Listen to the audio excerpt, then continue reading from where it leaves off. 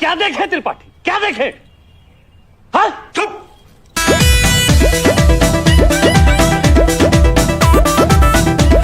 छोटी चीज के पहले परमिशन लेंगे तो काम कैसे करेंगे आप बताइए।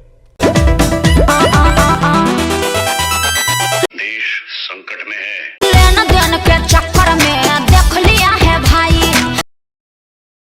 प्यार के भूत चढ़ल रहे कोई नहीं कुटाई।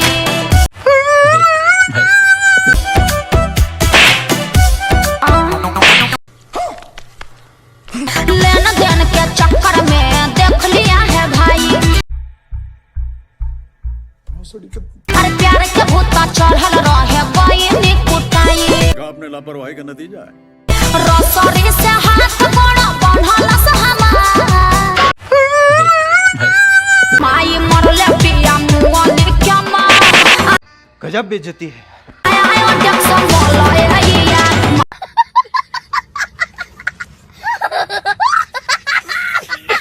ढंगले पिया जानू झोटा हमर लसान के। कैसे कैसे लोग रहते हैं यार यहाँ पर। साला तुमको पागल कुत्ते का गाड़ी उठा के ले जाएगा बता रहे हैं हम।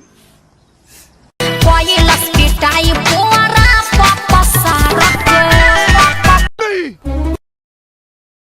मैं नहीं मानता।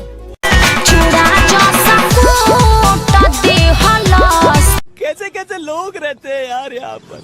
पानी को न छूट दे हलस।